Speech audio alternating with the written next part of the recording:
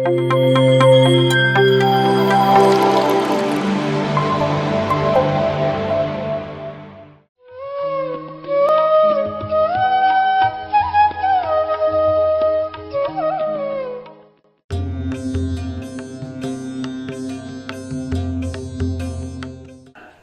ಮೊದಲನೇದಾಗಿ ಧ್ಯಾನ ಜಗತ್ತು, ಸಸ್ಯಹಾರ ಜಗತ್ತು, ಪಿರಮಿಡ್ ಜಗತ್ತು, ಆಧ್ಯಾತ್ಮಿಕ ಶಾಸ್ತ್ರಜ್ಞರ ಜಗತ್ತು, ವಸುದೈವಿಕ ಕುಟುಂಬಕಂ ನಿರ್ಮಾಣ ಶಿಲ್ಪಿಯಾಗಿರ್ತಕ್ಕಂಥ ಬ್ರಹ್ಮಶ್ರೀ ಸುಭಾಷ್ ಪತ್ರಿ ಸಾರ್ ಅವರಿಗೆ ಒಂದ್ಸರಿ ಜೋರಾಗಿ ಚಪ್ಪಾಳೆ. ಹಾಗೆಯೇ ಜಗಜ್ಯೋತಿ ವಿಶ್ವಗುರು ಬಸವೇಶ್ವರರಿಗೂ ಸಹ ಒಂದ್ಸರಿ ಜೋರಾಗಿ ಚಪ್ಪಾಳೆ.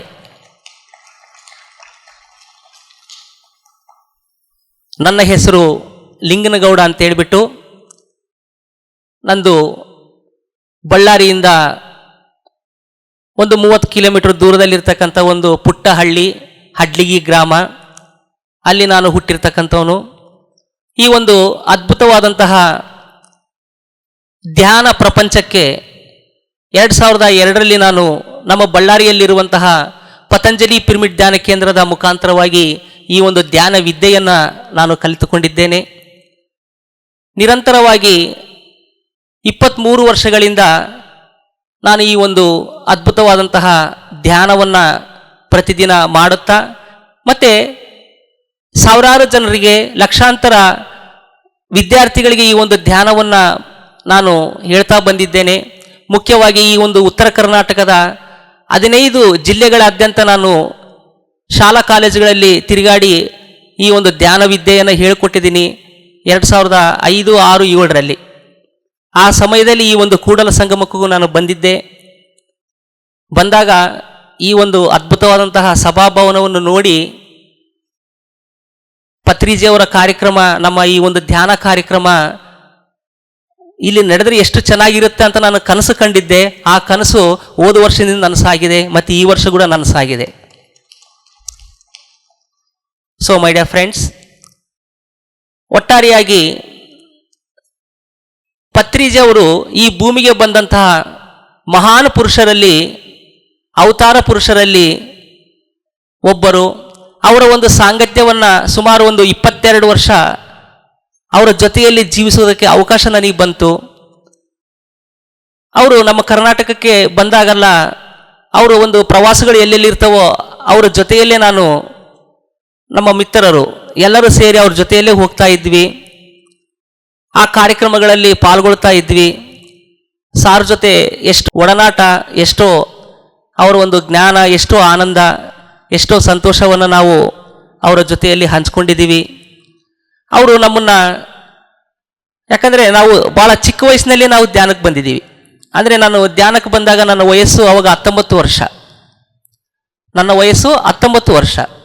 ಹಾಗಾಗಿ ಅವರು ನಮ್ಮನ್ನು ಯಾವ ರೀತಿ ನೋಡ್ತಾ ಇದ್ರು ಅಂದರೆ ಚಿಕ್ಕ ಮಕ್ಕಳ ಥರನೇ, ಅವರು ಮಕ್ಕಳ ಥರನೇ ನೋಡ್ತಾ ಇದ್ರು. ಯಾವುದೇ ಕಾರ್ಯಕ್ರಮದಲ್ಲಿ ಎಲ್ಲೇ ಕಂಡರೂ ಕೂಡ ಏನ್ಟ್ರಾ ಸಂಗತುಲು ಅಂತ ಕೇಳ್ತಾ ಇದ್ರು, ಅಂದರೆ ಏನು ವಿಷಯ ಅಂತ ಕೇಳ್ತಾ ಇದ್ರು. ಆಗ ನಾವು ಹೇಳ್ತಾ ಇದ್ವಿ, ಎಲ್ಲೆಲ್ಲಿ ಧ್ಯಾನ ಪ್ರಚಾರ ಮಾಡಿದ್ದೀವಿ, ಯಾವ ಪುಸ್ತಕವನ್ನು ಓದಿದ್ದೀವಿ, ಪತ್ರಿಜಿಯವರ ಒಂದು ಸ್ಪೀಚ್ ಏನು ಕೇಳಿದ್ವಿ, ಅವುಗಳ ಬಗ್ಗೆ ಎಲ್ಲ ನಾವು ಫೀಡ್ಬ್ಯಾಕ್ ಹೇಳ್ತಾ ಇದ್ದೀವಿ ಗುರೂಜಿಯವರಿಗೆ. ಹೀಗೆ ಅವರ ಒಂದು ಜೊತೆಯಲ್ಲಿ ಸುಮಾರು ಒಂದು 21 ವರ್ಷಗಳು ನಾನು ಜೀವಿಸೋದಕ್ಕೆ ಅವರಿಗೆ ಹೃದಯಪೂರ್ವಕವಾದಂಥ ಧನ್ಯವಾದವನ್ನು ತಿಳಿಸ್ತೇನೆ. ಸೊ ಮೈ ಡಿಯರ್ ಫ್ರೆಂಡ್ಸ್, ಹಾಗೆ ಬಸವೇಶ್ವರರು 12ನೇ ಶತಮಾನದಲ್ಲಿ ಈ ಒಂದು ಆಧ್ಯಾತ್ಮಿಕ ಕ್ರಾಂತಿಯನ್ನು ಹೇಗಾದರೆ ಪ್ರಾರಂಭ ಮಾಡಿದರೋ, ಅದೇ ರೀತಿ ಈ ಒಂದು ಆಧುನಿಕ ಯುಗದಲ್ಲಿ ಪತ್ರಿಜಿಯವರು ಸಹ ಧ್ಯಾನ ಕ್ರಾಂತಿಯನ್ನು ಪ್ರಾರಂಭ ಮಾಡಿದರು. ಅವರ ಒಂದು ಧ್ಯಾನ ಕ್ರಾಂತಿಯಿಂದಲೇ ನಾವು ನೀವೆಲ್ಲರೂ ಪಾಲ್ಗೊಂಡಿದ್ದೀವಿ. ಯಾಕಂದರೆ ಪತ್ರಿಜಿಯವರು ಈ ಒಂದು ಧ್ಯಾನದ ಬಗ್ಗೆ ತಿಳ್ಕೊಂಡ ತಕ್ಷಣ ಅವರು ಒಂದೇ ಮಾಡಲಿಲ್ಲ, ಈ ಧ್ಯಾನವನ್ನು ಎಲ್ಲರಿಗೂ ಹೇಳ್ಬೇಕಂತಂದ್ರು. ಹೇಳ್ಬೇಕಂತಂದ್ರೆ ತನ್ನ ಸುತ್ತಮುತ್ತ ಇರೋರಿಗೆ ಒಂದು ಹೇಳಲಿಲ್ಲ. ಮತ್ತೆ ಏನು ಅನ್ಕೊಂಡ್ರು, ಧ್ಯಾನ ಪ್ರಪಂಚ ಮಾಡೋಕೆ ಅನ್ಕೊಂಡ್ರು, ಧ್ಯಾನ ಜಗತ್ತು ಮಾಡೋಕೆ ಅನ್ಕೊಂಡ್ರು. ಅವರ ಒಂದು ಪರಿಕಲ್ಪನೆಯಲ್ಲಿ ಅವರ ಒಂದು ಮಹಾಸಂಕಲ್ಪದಲ್ಲಿ ನಾವು ನೀವೆಲ್ಲರೂ ಈ ಒಂದು ಧ್ಯಾನವನ್ನು ಮಾಡ್ತಾ ಇದ್ದೇವೆ. ಅವರು ಧ್ಯಾನ ಜಗತ್ತು ಅನ್ನುವಂತಹ ಸಂಕಲ್ಪ ಮಾಡದೆ ಹೋಗಿದ್ರೆ ನಾವು ನೀವು ಯಾರು ಕೂಡ ಧ್ಯಾನವನ್ನು ಮಾಡ್ತಾ ಇರಲಿಲ್ಲ. ಅವರು ಸಸ್ಯಾಹಾರ ಜಗತ್ತು ಎನ್ನುವಂತಹ ಸಂಕಲ್ಪ ಮಾಡದೆ ಹೋಗಿದ್ರೆ ನಾವು ಯಾರು ಸಸ್ಯಾಹಾರದ ಮಹತ್ವವನ್ನು ತಿಳ್ಕೊಳ್ತಾ ಇದ್ದಿಲ್ಲ. ಸೊ ಹಾಗಾಗಿ ಮೈ ಡಿಯರ್ ಫ್ರೆಂಡ್ಸ್, ಈ ಒಂದು ಆಧುನಿಕ ಯುಗದಲ್ಲಿ ಅದ್ಭುತವಾದಂತಹ ಆಂದೋಲನವೇ ಈ ಒಂದು ಪಿರಮಿಡ್ ಸ್ಪಿರಿಚುವಲ್ ಸೊಸೈಟೀಸ್ ಮೂವ್ಮೆಂಟ್ ಎನ್ನುವಂತಹ ಆಧ್ಯಾತ್ಮಿಕ ಆಂದೋಲನ ನಡೀತಾ ಇದೆ. ಈ ಆಂದೋಲನದಲ್ಲಿ ನಾವು ನೀವೆಲ್ಲರೂ ಭಾಗಿಯಾಗಿ ಮತ್ತೆ ನಾವು ನೀವೆಲ್ಲರೂ ಈ ಆಂದೋಲನವನ್ನು ಮುಂದುವರಿಸ್ಕೊಂಡು ಹೋಗ್ತಾ ಇದ್ದೀವಿ. ಹಾಗಾಗಿ ಇವತ್ತು ನಾವು ನೀವು ಧ್ಯಾನಕ್ಕೆ ಬಂದಿದ್ದೀವಪ್ಪ ಅಂತಂದ್ರೆ, ಇವತ್ತು ನಾವು ನೀವೆಲ್ಲರೂ ಈ ಒಂದು ಅದ್ಭುತವಂತಹ ಧ್ಯಾನ ವಿದ್ಯೆಯನ್ನು ಕಲ್ತ್ಕೊಂಡಿದ್ದೀವಿ ಅಂತಂದ್ರೆ ನಮ್ಮ ಜೊತೆಯಲ್ಲಿ ಯಾರಿದ್ರಪ್ಪ ಅಂದ್ರೆ ಸಜ್ಜನರು ಇದ್ರು. ಒಬ್ಬ ಸಜ್ಜನನ ಸಾಂಗತ್ಯದಿಂದಲೇ ನಾನು ಇವತ್ತು ಧ್ಯಾನಕ್ಕೆ ಬಂದಿದ್ದೀನಿ. ಇವತ್ತು ನೀವೆಲ್ಲರೂ ಕೂಡ ಧ್ಯಾನಕ್ಕೆ ಬಂದಿದ್ದೀರಪ್ಪ ಅಂತಂದ್ರೆ ಒಬ್ಬ ಸಜ್ಜನನಿಂದನೇ ನೀವು ಧ್ಯಾನಕ್ಕೆ ಬಂದಿರಿ. ಸೊ ಹಾಗಾಗಿ ಮೈ ಡಿಯರ್ ಫ್ರೆಂಡ್ಸ್, ಇವತ್ತು ಈ ಒಂದು ಸಜ್ಜನ ಸಾಂಗತ್ಯದ ಮಹತ್ವವನ್ನ ಬಸವೇಶ್ವರರ ಒಂದು ಅದ್ಭುತವಾದಂತಹ ವಚನದ ಮುಖಾಂತರವಾಗಿ ನಾವು ತಿಳ್ಕೊಳ್ಳೋಣ ಬೇಡವಾ? ಎಷ್ಟು ಜನ ತಿಳ್ಕೊಳ್ಳೋಣ ಅಂತ ಕೈ ಎತ್ತಿರಿ ನೋಡೋಣ. ವೆರಿ ಗುಡ್, ನಿಮ್ಮೆಲ್ಲರಿಗೂ ಒಂದ್ಸರಿ ಜೋರಾಗಿ ಚಪ್ಪಾಳೆ. ಬಸವೇಶ್ವರರು ಹೇಳ್ತಾರೆ, ಸಾರ ಸಜ್ಜನರ ಸಂಘ ಲೇಸು ಕಂಡಯ್ಯ, ದೂರ ದುರ್ಜನರ ಸಂಘ ಭಂಗವದು. ಸಂಘಗಳು ಎರಡುಂಟು, ಒಂದು ಹಿಡಿ ಒಂದು ಬಿಡು. ಮಂಗಳ ಮೂರ್ತಿ ಕೂಡಲ ಸಂಗಮ ದೇವರ ಸಂಘ ಲೇಸು ಕಂಡಯ್ಯ, ಕೂಡಲ ಸಂಗಮ ದೇವ ಅಂತ ಹೇಳ್ತಾರೆ. ಸಾರ ಸಜ್ಜನರ ಸಂಘ ಲೇಸು ಕಂಡಯ್ಯ. ಈ ಒಂದು ಸಮಾಜದಲ್ಲಿ ಎರಡು ರೀತಿಯಾದಂತಹ ಸಂಘಗಳಿರ್ತವೆ. ಒಂದು ಸಜ್ಜನರ ಸಂಘ, ಇನ್ನೊಂದು ದುರ್ಜನರ ಸಂಘ. ನಾವು ಸಜ್ಜನರ ಸಂಘವನ್ನು ಮಾಡಿದರೆ ನಾವು ಯಾವ ರೀತಿ ತಯಾರಾಗ್ತೀವಪ್ಪ ಅಂದ್ರೆ ಒಬ್ಬ ಶಿವರಾಮ ಸಾರ್ ಥರ ತಯಾರಾಗ್ತೀವಿ, ಒಬ್ಬ ಧ್ಯಾನಿ ಆಗ್ತೀವಿ. ದೂರ ದುರ್ಜನರ ಸಂಘ ಭಂಗವದು ಅಂದ್ರೆ ದುರ್ಜನರು ಕೂಡ ಈ ಒಂದು ಸಮಾಜದಲ್ಲಿದ್ದಾರೆ. ದುರ್ಜನರು ಅಂದ್ರೆ ಅವರು ಯಾವಾಗಲೂ ಹಿಂಸೆಯನ್ನು ಮಾಡ್ತಾ ಇರ್ತಾರೆ. ಅವರಿಗೆ ಈ ಒಂದು ಧ್ಯಾನದ ಮಹತ್ವ ಗೊತ್ತಿರೋದಿಲ್ಲ. ಎಲ್ಲರನ್ನ ಕೆಡಕನ್ನು ನೋಡ್ತಾ ಇರ್ತಾರೆ, ಎಲ್ಲರ ಮೇಲೆ ದೌರ್ಜನ್ಯ ಮಾಡ್ತಾ ಇರ್ತಾರೆ, ಎಲ್ಲ ಜೀವಿಗಳ ಮೇಲೆ ಹಿಂಸೆಯನ್ನು ಮಾಡ್ತಾ ಇರ್ತಾರೆ. ಅವರು ನಾವೇನಂತೀವಿ? ದುರ್ಜನರು ಅಂತ ಹೇಳ್ತೀವಿ. ಸಜ್ಜನರು ಅಂದ್ರೆ ಯಾರು? ಯಾರಾದರೆ ಈ ಒಂದು ಸಮಾಜದಲ್ಲಿ ಎಲ್ಲರ ಒಂದು ಹಿತವನ್ನು ಬಯಸುವವರು, ಸಕಲ ಜೀವಿಗಳಿಗೆ ಲೇಸನ್ನು ಬಯಸುವಂಥವರು, ಅಂಥವರು ನಾವು ಏನಂತೀವಿ? ಸಜ್ಜನರು ಅಂತೀವಿ. ಆ ಸಜ್ಜನರಲ್ಲಿ ಏನಿರುತ್ತಪ್ಪ ಅಂದ್ರೆ ಯಾವಾಗಲೂ ಎಲ್ಲರಿಗೂ ಶುಭವನ್ನು ಕೋರ್ತಕ್ಕಂಥದ್ದು, ಒಳ್ಳೆಯದನ್ನು ಬಯಸ್ತಕ್ಕಂಥದ್ದು, ಎಲ್ಲರಿಗೂ ಒಳ್ಳೆಯದನ್ನು ಮಾಡ್ತಕ್ಕಂಥದ್ದು. ಅಂತಹ ಒಂದು ಸಂಘದಲ್ಲಿ ನಾವಿದ್ರೆ ನಾವು ಅದೇ ರೀತಿ ತಯಾರಾಗ್ತೀವಿ.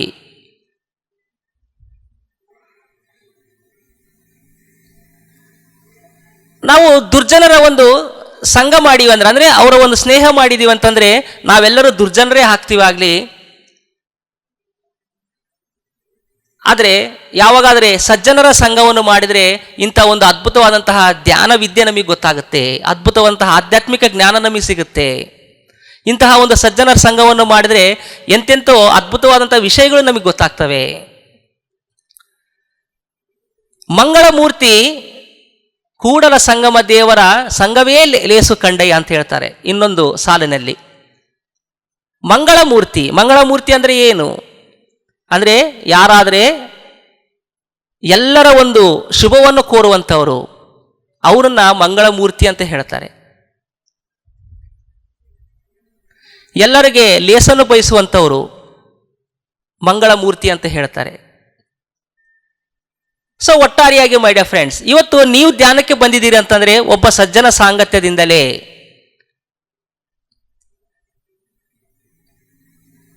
ಇವತ್ತು ಬ್ರಹ್ಮಶ್ರೀ ಸುಭಾಷ್ ಪತ್ರಿಜಿ ಅವರು ಸಹ ಅವರು ಧ್ಯಾನಕ್ಕೆ ಬಂದಿರೋದು ಕೂಡ ಒಬ್ಬ ಸಜ್ಜನ ಸಾಂಗತ್ಯ, ಒಬ್ಬ ಮಿತ್ರನಾಗಿರ್ತಕ್ಕಂಥ ರಾಮಚಂದ್ರ ರೆಡ್ಡಿ ಅನ್ನುವಂತಹ ಅವರ ಒಂದು ಮಿತ್ರನಿಂದ ಅವರು ಸಜ್ಜನರಾಗಿದ್ದರು. ಹಂಗಾಗಿನೇ ಅವರು ಧ್ಯಾನ ಸಿಕ್ತು ಅವರಿಗೆ.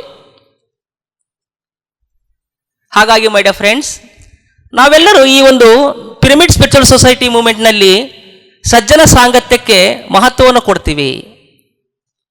ಎಷ್ಟು ಸಜ್ಜನ ಸಾಂಗತ್ಯ ಮಾಡ್ತೋ ಅಷ್ಟಷ್ಟು ಆಧ್ಯಾತ್ಮಿಕವಾದಂತಹ ಜ್ಞಾನ ನಮಗೆ ಬರುತ್ತೆ. ಸಾರ ಸಜ್ಜನರ ಸಂಘ ಲೇಸು ಕಂಡಯ್ಯ, ದೂರ ದುರ್ಜನರ ಸಂಘ ಭಂಗವದು.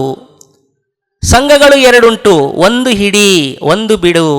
ಮಂಗಳಮೂರ್ತಿ ಸುಭಾಷ್ ಪತ್ರಿಜಿಯವರ ಸಂಘವೇ ಲೇಸು ಕಂಡಯ್ಯ ಅಂತ ನನಗೆ ಅನಿಸ್ತು. ಹಂಗಾಗಿ ಅವರ ಸಂಘವನ್ನು ಮಾಡಿದೆ ಇವತ್ತು ನಾನು ಧ್ಯಾನ ಕಲ್ತ್ಕೊಂಡಿದ್ದೀನಿ. ಸುಭಾಷ್ ಪತ್ರಿಜಿಯವರು ಕೂಡ ಒಬ್ಬ ಮಂಗಳಮೂರ್ತಿ. ಯಾಕೆ ಹೇಳಿ ನೋಡೋಣ. ಯಾಕಂದ್ರೆ ಈ ಭೂಮಂಡಲವಲ್ಲ ಧ್ಯಾನ ಜಗತ್ತಾಗಬೇಕೆನ್ನುವಂತಹ ಸಂಕಲ್ಪ ಮಾಡಿದ್ದಾರೆ. ಈ ಭೂಮಂಡಲವಲ್ಲ ಸಸ್ಯಹಾರ ಜಗತ್ತಾಗಬೇಕಂತ ಸಂಕಲ್ಪ ಮಾಡಿದ್ದಾರೆ. ಈ ಭೂಮಂಡಲವಲ್ಲ ಪಿರಮಿಡ್ ಜಗತ್ತಾಗಬೇಕಂತ ಸಂಕಲ್ಪ ಮಾಡಿದ್ದಾರೆ. ಈ ಒಂದು ಭೂಮಂಡಲವಲ್ಲ ಆಧ್ಯಾತ್ಮಿಕ ಶಾಸ್ತ್ರಜ್ಞರ ಜಗತ್ತಾಗಬೇಕಂತ ಅನ್ಕೊಂಡಿದ್ದಾರೆ. ಒಟ್ಟಾರೆಯಾಗಿ ಈ ಭೂಮಂಡಲವಲ್ಲ ಒಂದು ವಸುದೈವಿಕ ಕುಟುಂಬಕಮ್ಮ ಆಗ್ಬೇಕಂತೇಳಿ ಅವರು ಸಂಕಲ್ಪ ಮಾಡಿರೋದಕ್ಕಾಗಿಯೇ ನಾವು ನೀವೆಲ್ಲರೂ ಸೇರಿದ್ದೀವಿ. ಹಂಗಾಗಿ ಸುಭಾಷ್ ಪತ್ರಿ ಸಾರ್ ಕೂಡ ಒಬ್ಬ ಮಂಗಳಮೂರ್ತಿಯೇ. ಹಾಗಾದರೆ ಸಜ್ಜನರ ಒಂದು ಸಂಘ ಮಾಡೋದ್ರಿಂದ ನಮ್ಮೆಲ್ಲರಿಗೆ ಏನು ಉಪಯೋಗ ಆಗುತ್ತೆ, ಏನೆಲ್ಲ ಆಧ್ಯಾತ್ಮಿಕವಾಗಿ ನಾವು ಪ್ರಗತಿಯನ್ನು ಸಾಧಿಸ್ತೀವಿ ಅನ್ನೋದ್ರ ಬಗ್ಗೆ ಮತ್ತೊಂದು ವಚನದಲ್ಲಿ ಬಸವೇಶ್ವರರು ಹೇಳ್ತಾರೆ. ನಮಗೆ ಗೊತ್ತಾಯಿತು ಏನಂತ, ಸಜ್ಜನರ ಸಂಘ ಮಾಡಿದರೆ ನಾವು ಚೆನ್ನಾಗಿರ್ತೀವಿ ಅಂತ, ಸಜ್ಜನರ ಸಂಘ ಮಾಡಿದರೆ ಅದ್ಭುತವಾಗಿ ಜೀವಿಸ್ತೀವಿ ಅಂತ ಗೊತ್ತಾಯಿತು. ಆದರೆ ಮತ್ತೆ ಮುಂದುವರೆದು ಸಜ್ಜನರ ಸಂಘವನ್ನು ಮಾಡೋದ್ರಿಂದ ನಾವು ಆಧ್ಯಾತ್ಮಿಕವಾಗಿ ಎಷ್ಟು ಅದ್ಭುತವಾಗಿ ಜೀವಿಸಬಲ್ಲೆವು, ಆಧ್ಯಾತ್ಮಿಕ ವಿಚಾರಗಳು ಏನು ಗೊತ್ತಾಗ್ತಾವ ಅಂತೇಳಿ ಮತ್ತೆ ಮುಂದುವರೆದು ಮತ್ತೊಂದು ವಚನವನ್ನು ಬಸವೇಶ್ವರರು ಹೇಳ್ತಾರೆ. ಆ ವಚನವನ್ನು ಈಗ ನಾನು ಹೇಳಬೇಡವಾ? ಕೇಳೋ ಆಸಕ್ತಿ ಇದೆಯಾ ನಿಮ್ಮೆಲ್ಲರಿಗೆ? ಆಸಕ್ತಿ ಇದೆಯಾ? ತಮ್ಮೆಲ್ಲರಿಗೂ ಗೊತ್ತಿರ್ತಕ್ಕಂಥದ್ದೇ. ಆದರೂ ಕೂಡ ಆ ಒಂದು ವಚನವನ್ನು ಪತ್ರಿಜಿಯವರ ಜ್ಞಾನದೊಂದಿಗೆ ನಾವು ತಿಳಿದುಕೊಳ್ಳೋಣ. ಬಸವೇಶ್ವರರು ಆ ಕೂಡಲ ಸಂಗಮ ದೇವರನ್ನ ಒಂದು ಪ್ರಾರ್ಥನೆಯನ್ನು ಮಾಡ್ತಾರೆ. ಈ ಒಂದು ವಚನದಲ್ಲಿ ಏನಂತ ಪ್ರಾರ್ಥನೆ ಮಾಡ್ತಾರೆ ಅಂದರೆ, ಅಯ್ಯ ಸಜ್ಜನರ ಸದ್ಬಾಂಧವರ ಮಹಾನುಭಾವರ ಕರುಣಿಸಯ್ಯ. ಈ ಮಹಾನುಭಾವರ ಸಂಘದಿಂದ ಗುರುವನ್ನರಿಯಬಹುದು, ಲಿಂಗವನ್ನರಿಯಬಹುದು, ಜಂಗಮವನ್ನರಿಯಬಹುದು, ಪ್ರಸಾದವನ್ನರಿಯಬಹುದು, ತನ್ನ ತಾನರಿಯಬಹುದು. ಇದು ಕಾರಣ ಮಹಾನುಭಾವರ ಸಂಘವನ್ನು ಕರುಣಿಸು ಕೂಡಲ ಸಂಗಮ ದೇವ, ಇದು ನಿಮ್ಮ ಧರ್ಮ ಅಂತ ಹೇಳ್ತಾರೆ.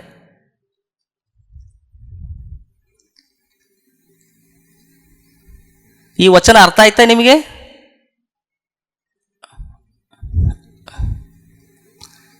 ಸೊ ಮೈ ಡಿಯರ್ ಫ್ರೆಂಡ್ಸ್, ಯಾವಾಗಾದರೆ ನಾವು ಈ ಒಂದು ಸಜ್ಜನರ ಒಂದು ಸಂಘ ಮಾಡೋದ್ರಿಂದ, ಮಹಾನುಭಾವರ ಸಂಘ ಮಾಡೋದ್ರಿಂದ ನಮಗೆ ಏನೆಲ್ಲ ಸಿಗ್ತವೆ ಅನ್ನೋದ್ರ ಬಗ್ಗೆ ಈ ಒಂದು ವಚನದಲ್ಲಿ ಹೇಳಿದ್ದಾರೆ. ಮೊಟ್ಟ ಮೊದಲನೇದಾಗಿ ಏನು ಸಿಗುತ್ತೆ ಈ ಒಂದು ಸಜ್ಜನರ ಸಂಘ ಮಾಡೋದ್ರಿಂದ ಅಂದರೆ, ಮುಖ್ಯವಾಗಿ ಪಿರಮಿಡ್ ಮಾಸ್ಟರ್ಗಳ ಒಂದು ಸಂಘವನ್ನು ಮಾಡೋದ್ರಿಂದ, ಲಲಿತಾ ಮೇಡಮ್ನವರ ಒಂದು ಸಂಘವನ್ನು ಮಾಡೋದ್ರಿಂದ, ಶಿವರಾಮಪ್ಪ ಸಾರ್ ಅವರ ಒಂದು ಸಂಘವನ್ನು ಮಾಡೋದ್ರಿಂದ, ಶ್ರೀಧರ ಗೌಡರು ಒಂದು ಸಂಘವನ್ನು ಮಾಡೋದ್ರಿಂದ ಏನು ಸಿಗುತ್ತಪ್ಪ ಅಂದರೆ, ಇವರೆಲ್ಲರೂ ಮಹಾನುಭಾವರು. ಯಾಕಂದರೆ ಎಲ್ಲರಿಗೂ ಧ್ಯಾನವನ್ನು ಹೇಳ್ಕೊಡ್ತಾ ಇದ್ದಾರೆ, ಎಲ್ಲರಿಗೂ ಸಸ್ಯಾಹಾರದ ಮಹತ್ವವನ್ನು ತಿಳಿಸ್ತಾ ಇದ್ದಾರೆ. ಇವರೆಲ್ಲರೂ ಮಂಗಳಮೂರ್ತಿಗಳಾಗಿರೋದ್ರಿಂದ ಇವರ ಒಂದು ಸಂಘವನ್ನು ಮಾಡೋದ್ರಿಂದ ಏನು ಸಿಗುತ್ತಪ್ಪ? ಮೊದಲೇದಾಗಿ ಏನು ತಿಳಿತೀವಿ ಅಂತಂದರೆ, ಗುರುವನ್ನು ಅರಿಯಬಹುದು, ಜಂಗಮವನ್ನು ಅರಿಯಬಹುದು, ಲಿಂಗವನ್ನು ಅರಿಯಬಹುದು, ಪ್ರಸಾದವನ್ನು ಅರಿಯಬಹುದು, ತನ್ನ ತಾನರಿಯಬಹುದು. ಈ ಕಾರಣಕ್ಕಾಗಿಯೇ ಮಹಾನುಭಾವರ ಸದ್ಬಾಂಧವರ ಸಂಘವನ್ನು ನನಗೆ ಕರುಣಿಸು, ಇದು ನಿನ್ನ ಧರ್ಮ ಅಂತ ಹೇಳ್ತಾರೆ ಬಸವೇಶ್ವರರು. ಹಾಗಾದರೆ ಮೈ ಡಿಯರ್ ಫ್ರೆಂಡ್ಸ್, ನಮ್ಮ ಈ ಒಂದು ಪಿರಮಿಡ್ ಸ್ಪಿರಿಚುವಲ್ ಸೊಸೈಟಿ ಮೂವ್ಮೆಂಟ್ನಲ್ಲಿ ನಮ್ಮ ಪಿರಮಿಡ್ ಮಾಸ್ಟರ್ಗಳಾಗಿರ್ತಕ್ಕಂಥ ನಾವೆಲ್ಲರೂ ಏನು ಮಾಡ್ತೀವಪ್ಪ ಅಂದರೆ, ಯಾರಾದರೆ ಒಬ್ಬರಿಗೆ ನಾವು ಧ್ಯಾನ ಹೇಳ್ಕೊಟ್ಟಿವಂತಂದರೆ ಅವರಿಗೆ ನಾವು ಹೇಳ್ಕೊಡ್ತೀವಿ ಏನಂತ, ಕೈಗಳೆರಡು ಜೋಡಿಸ್ಕೋಬೇಕು, ಕಣ್ಣೆರಡು ಮುಚ್ಚಬೇಕು, ನಿನ್ನ ಶ್ವಾಸವನ್ನು ಗಮನಿಸಬೇಕು ಅಂತ.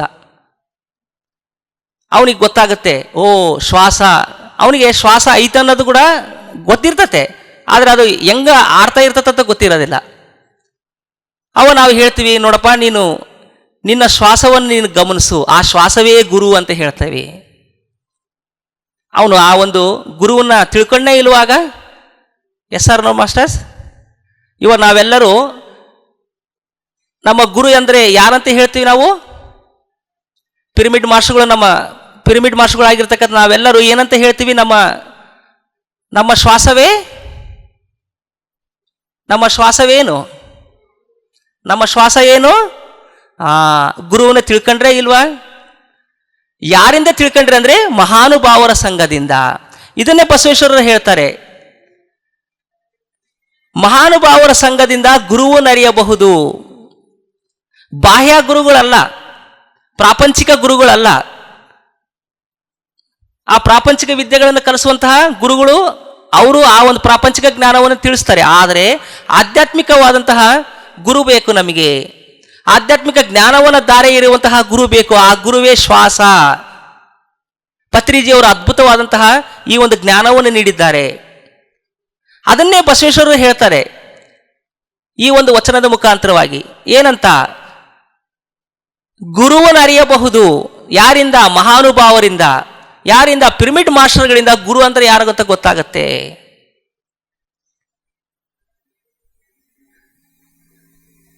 ಈ ಒಂದು ಗುರುವಿನ ಮುಖಾಂತರವಾಗಿಯೇ ನಮಗೆಲ್ಲವೂ ಆಧ್ಯಾತ್ಮಿಕ ಜ್ಞಾನವೆಲ್ಲವೂ ನಮಗೆ ಪ್ರಾಪ್ತಿಯಾಗುತ್ತೆ.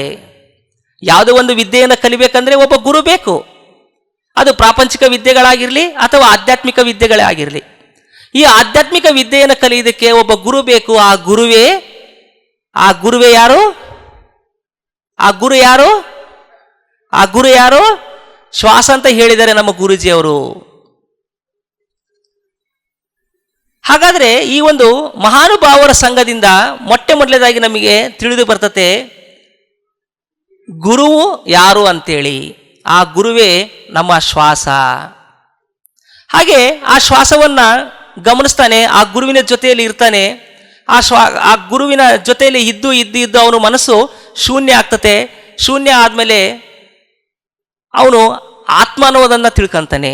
ಅದನ್ನೇ ಲಿಂಗವನ್ನು ಅರಿಯಬಹುದು ಅಂತ ಹೇಳ್ತಾರೆ. ಮೊದಲನೇದಾಗಿ ಗುರುವನ್ನು ಅರಿಯಬಹುದು, ತದನಂತರ ಲಿಂಗವನ್ನು ಅರಿಯಬಹುದು ಅಂತ ಹೇಳ್ತಾರೆ. ಲಿಂಗ ಅಂದರೆ ನಮ್ಮೊಳಗಿರ್ತಕ್ಕಂಥ ಆತ್ಮ, ಈ ದೇಹದಲ್ಲಿರ್ತಕ್ಕಂಥ ಆತ್ಮ. ನಾನು ಈ ದೇಹ ಅಲ್ಲ, ಆತ್ಮ ಅಥವಾ ಈ ದೇಹದಲ್ಲಿರ್ತಕ್ಕಂಥ ಚೈತನ್ಯ ಅಂತ ನಾವು ಯಾವಾಗಾದರೆ ಅನುಭವಪೂರ್ವಕವಾಗಿ ತಿಳ್ಕೊಂತೀವೋ ಧ್ಯಾನದ ಮುಖಾಂತರವಾಗಿ, ಆಗ ನಾವು ಆ ಲಿಂಗವನ್ನು ಅರಿತೀವಿ.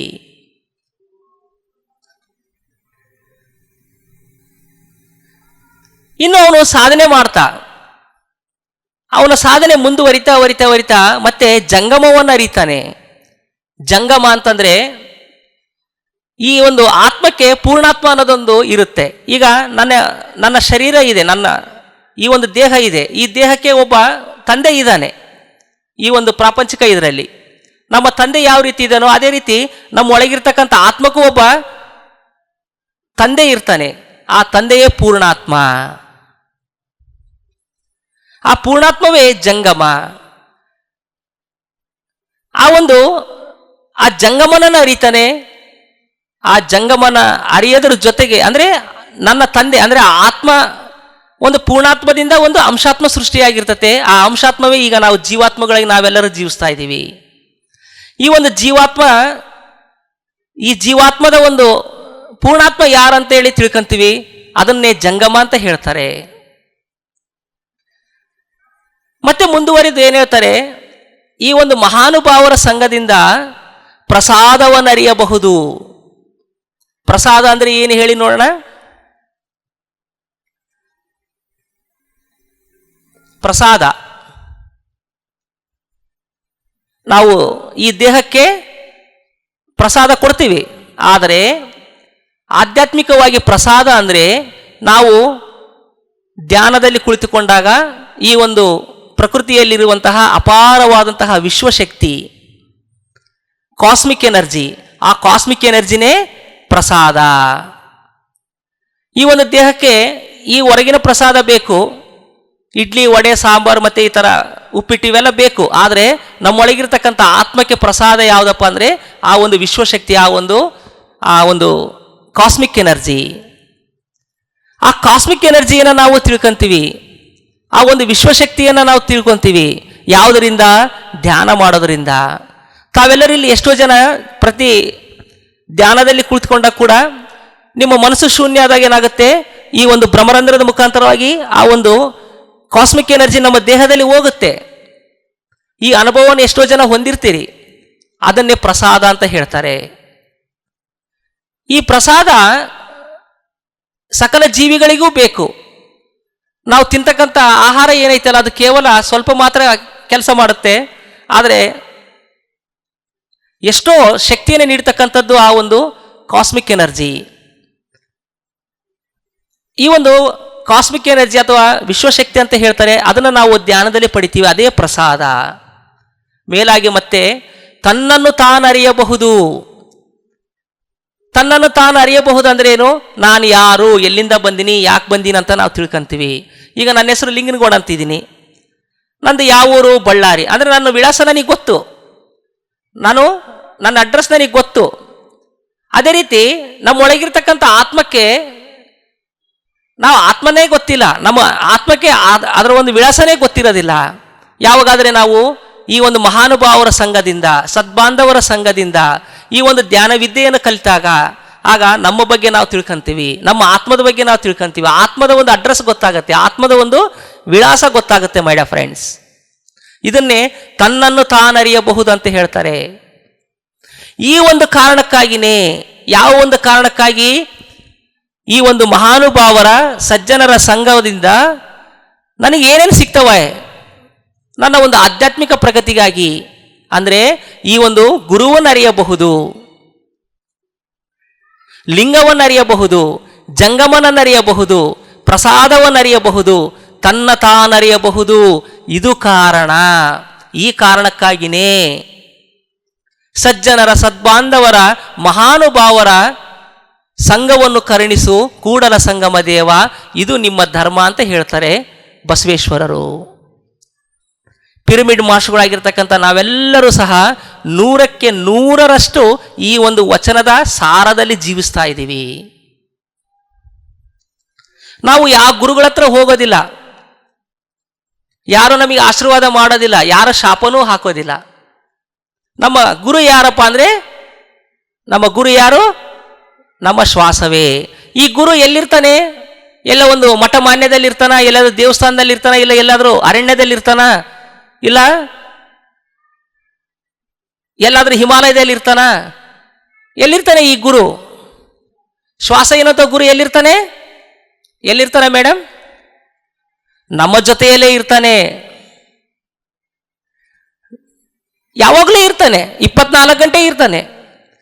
ನಾವೇನು ಮಾಡಬೇಕು? ಸಮಯ ಸಿಕ್ಕಾಗಲ್ಲ ಕಣ್ಣೆರಡು ಮುಚ್ಚಬೇಕು, ನಮ್ಮ ಗುರುವಿನ ಜೊತೆ ನಾವಿರ್ಬೇಕಷ್ಟೇ.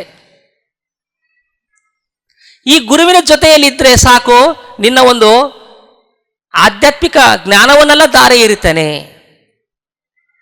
ಹಾಗಾಗಿ ನಾವು ಪಿರಮಿಡ್ ಮಾಸ್ಟರ್ಗಳಾಗಿರ್ತಕ್ಕಂಥ ನಾವೆಲ್ಲರೂ ಮೊದಲನೇದಾಗಿ ಗುರುವನ್ನು ತಿಳ್ಕೊಂತೀವಿ. ಅದುವೇ ಶ್ವಾಸವೇ ಗುರು ಎನ್ನುವಂತಹ ವಿಷಯವನ್ನ. ಹಾಗೆ ಸಾಧನೆ ಮಾಡ್ತಾ ಹೋಗಿ ನಮ್ಮ ಮನಸ್ಸು ಶೂನ್ಯ ಆದಾಗ ನಮ್ಮೊಳಗಿರ್ತಕ್ಕಂಥ ಆತ್ಮವನ್ನು ನಾವು ಅನುಭವಪೂರ್ವಕವಾಗಿ ತಿಳ್ಕೊಂತೀವಿ. ನಮ್ಮೊಳಗಿರ್ತಕ್ಕಂಥ ಆ ಒಂದು ಆತ್ಮ ಪದಾರ್ಥವೇ ಲಿಂಗವನ್ನು ಅರಿಯಬಹುದು. ಅಂದರೆ ಬಸವೇಶ್ವರರು ಈ ಜ್ಞಾನವನ್ನೆಲ್ಲ ನಮಗೆ ಆ 12ನೇ ಶತಮಾನದಲ್ಲಿ ಕೊಟ್ಟಿದ್ದಾರೆ.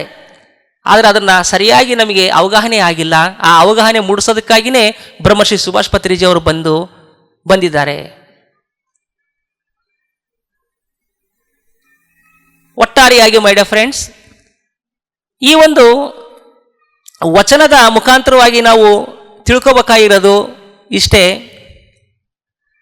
ಯಾವಾಗಲೂ ನಾವು ಸಜ್ಜನರ ಸದ್ಬಾಂಧವರ ಸಂಘವನ್ನು ಮಾಡೋಣ. ಈ ಸಜ್ಜನರ ಸಂಘದಿಂದ ನಮಗೆಲ್ಲ ಆಧ್ಯಾತ್ಮಿಕ ಜ್ಞಾನವೆಲ್ಲ ಬರುತ್ತೆ. ಒಬ್ಬ ಗುರುವನ್ನು ತಿಳ್ಕೊಂತೀವಿ, ಒಂದು ಲಿಂಗವನ್ನು ತಿಳ್ಕೊಂತೀವಿ, ಅಂದರೆ ನಾವು ಆತ್ಮ ಅಂತ ತಿಳ್ಕೊಂತೀವಿ. ಆಮೇಲೆ ಜಂಗಮನನ್ನು ತಿಳ್ಕೊಂತೀವಿ, ಅಂದರೆ ನಮ್ಮ ಪೂರ್ಣಾತ್ಮನವನ್ನು ತಿಳ್ಕೊಂತೀವಿ. ಪ್ರಸಾದವನ್ನು ತಿಳ್ಕೊಂತೀವಿ. ಪ್ರಸಾದ ಅಂದರೆ ಈ ಒಂದು ಸೃಷ್ಟಿಯಲ್ಲಿರ್ತಕ್ಕಂಥ ಸಕಲ ಜೀವರಾಶಿಗಳು ಜೀವಿಸ್ತಾ ಇರೋದು ಈ ಒಂದು ವಿಶ್ವಶಕ್ತಿಯಿಂದ ಅಂತ ಗೊತ್ತಾಗತ್ತೆ. ಆಮೇಲೆ ನಮ್ಮನ್ನು ನಾವು ತಿಳ್ಕೊಂತೀವಿ, ನಾವು ಯಾರು, ಎಲ್ಲಿಂದ ಬಂದ್ವಿ, ಯಾಕೆ ಬಂದೀವಿ, ಮತ್ತೆ ನಾವು ಈ ದೇಹ ಬಿಟ್ಟು ಹೋದ್ಮೇಲೆ ಮತ್ತೆ ಎಲ್ಲಿಗೆ ಹೋಗ್ತೀವಿ ಏನನ್ನುವಂತಹ ವಿಷಯ ಎಲ್ಲ ಗೊತ್ತಾಗತ್ತೆ, ನಮ್ಮ ವಿಳಾಸವೆಲ್ಲ ಗೊತ್ತಾಗತ್ತೆ. ಈ ಎಲ್ಲವೂ ಯಾರಿಂದ ಗೊತ್ತಾಗ್ತದಂದ್ರೆ ಒಬ್ಬ ಮಹಾನುಭಾವರ ಸಂಘದಿಂದ, ಒಬ್ಬ ಸಜ್ಜನ ಸಾಂಗತ್ಯದಿಂದ. ನಮ್ಮ PSS ಮೂಮೆಂಟ್ನಲ್ಲಿ ಪತ್ರಿಜಿಯವರು ತ್ರಿರತ್ನಗಳಂತ ಹೇಳ್ತಾರೆ. ಆ ತ್ರಿರತ್ನಗಳಲ್ಲಿ ಮೊದಲನೇದಾಗಿ ರತ್ನ ಧ್ಯಾನ, ಸ್ವಾಧ್ಯಾಯ, ಸಜ್ಜನ ಸಾಂಗತ್ಯ. 3 ರತ್ನಗಳು. ಮೊದಲೇದೇನು ಹೇಳಿ ನೋಡೋಣ? ಧ್ಯಾನ, ಸ್ವಾಧ್ಯಾಯ, ಸಜ್ಜನ ಸಾಂಗತ್ಯ.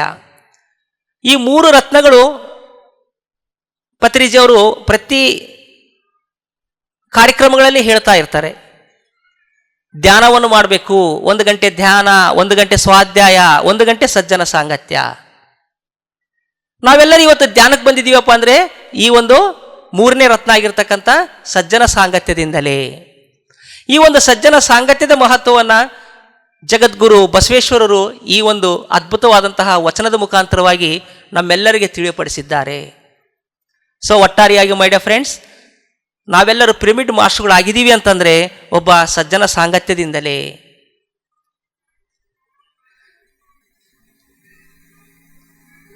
ಸಾರ ಸಜ್ಜನರ ಸಂಘ ಲೇಸು ಕಂಡಯ್ಯ, ದೂರ ದುರ್ಜನರ ಸಂಘ ಭಂಗವಯ್ಯ. ಸಂಘಗಳು 2 ಉಂಟು, 1 ಹಿಡಿ 1 ಬಿಡು. ಮಂಗಳ ಮೂರ್ತಿ ಪಿರಮಿಡ್ ಮಾಸ್ಟರ್ಗಳ ಸಂಘವೇ ಲೇಸು ಕಂಡಯ್ಯ, ಕೂಡಲ ಸಂಗಮ ದೇವ ಅಂತ ಹೇಳ್ಬೇಕಾಗಿದೆ. ಈಗ ನಾವೆಲ್ಲರೂ ಸಜ್ಜನರ ದುರ್ಜನರ? ನಾವೆಲ್ಲರೂ ಮಂಗಳ ಮೂರ್ತಿಗಳು, ಹೌದಾ ಅಲ್ವಾ? Yes or no masters? ನಾನು ಕಳೆದ 23 ವರ್ಷಗಳಿಂದ ಮಂಗಳ ಮೂರ್ತಿನೇ. ಯಾಕಂದ್ರೆ ನಾನು ಎಲ್ಲರಿಗೂ ಧ್ಯಾನವನ್ನು ಹೇಳ್ತಾ ಇರ್ತೀನಿ, ಎಲ್ಲರಿಗೂ ಅಹಿಂಸೆ ಬಗ್ಗೆ ಹೇಳ್ತಾ ಇರ್ತೀನಿ. ನಮ್ಮ ಬಳ್ಳಾರಿಯಲ್ಲಿ ವಿಸ್ತೃತವಾಗಿ ಧ್ಯಾನ ಪ್ರಚಾರ ಮಾಡ್ತಾ ಇರ್ತೀನಿ. ಯಾರಾದರೆ ಧ್ಯಾನವನ್ನು ಮಾಡ್ತಾ ಇರ್ತಾರೋ, ಆ ಧ್ಯಾನವನ್ನು ಹೇಳ್ತಾ ಇರ್ತಾರೋ, ಯಾರಾದರೆ ಅಹಿಂಸೆಯಲ್ಲಿ ಇದ್ದು ಆ ಒಂದು ಸಸ್ಯಾಹಾರದ ಮಹತ್ವವನ್ನು ತಿಳಿಸ್ತಾ ಇರ್ತಾರೋ ಅವರೆಲ್ಲರೂ ಮಂಗಳ ಮೂರ್ತಿಗಳೇ. ಇಲ್ಲಿರುವಂತಹ ಪಿರಮಿಡ್ ಮಾಸ್ಟರ್ಗಳೆಲ್ಲರೂ ಸಹ ನಾವೆಲ್ಲರೂ ಯಾರು ನಾವೆಲ್ಲರೂ ಮಂಗಳ ಮೂರ್ತಿಗಳೇ.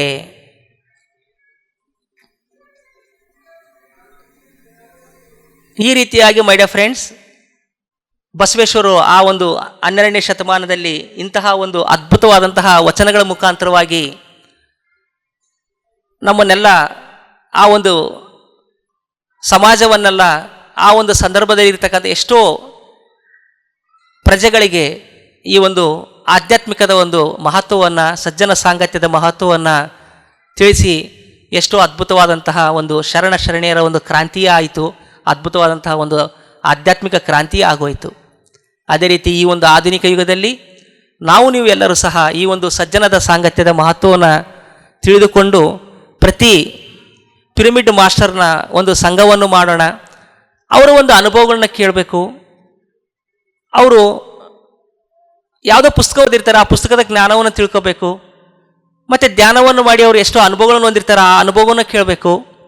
ಈ ರೀತಿಯಾಗಿ ಸಜ್ಜನ ಸಾಂಗತ್ಯವನ್ನು ಮಾಡೋದ್ರ ಮುಖಾಂತರವಾಗಿ ನಾವು ಆಧ್ಯಾತ್ಮಿಕವಾಗಿ ಭಾಳಷ್ಟು ವಿಕಾಸ ಆಗೋದರಲ್ಲಿ ಯಾವುದೇ ಸಂಶಯ ಇಲ್ಲ ಅಂತ ಹೇಳ್ತಾ, ಇಂಥ ಒಂದು ವೇದಿಕೆಯಲ್ಲಿ ಬಸವೇಶ್ವರರ ಒಂದು ವಚನದ ಮುಖಾಂತರವಾಗಿ ಪತ್ರಿಜಿಯವರು ನೀಡಿರುವಂತಹ ಈ ಒಂದು ಜ್ಞಾನವನ್ನು ನಿಮ್ಮೆಲ್ಲರಿಗೆ ತಿಳಿಸುವಂತಹ ಒಂದು ಅವಕಾಶ ನನಗೆ ಕೊಟ್ಟಿರ್ತಕ್ಕಂಥ ಈ ಒಂದು ಕಾರ್ಯಕ್ರಮದ ಆಯೋಜಕರಿಗೆ ಹೃದಯಪೂರ್ವಕವಾದಂತಹ ಧನ್ಯವಾದಗಳನ್ನು ತಿಳಿಸುತ್ತಾ ನನ್ನ ಈ ಒಂದು 2 ನುಡಿಗಳನ್ನು ಮುಕ್ತಾಯ ಮಾಡುತ್ತೇನೆ. ಧನ್ಯವಾದಗಳು. PMC ಕನ್ನಡ ಚಾನೆಲ್ ಅನ್ನು ಲೈಕ್ ಮಾಡಿ, ಶೇರ್ ಮಾಡಿ, ಸಬ್ಸ್ಕ್ರೈಬ್ ಮಾಡಿ ಮತ್ತು ಮಾಡಿಸಿ. ಎಲ್ಲರಿಗೂ ಧನ್ಯವಾದಗಳು.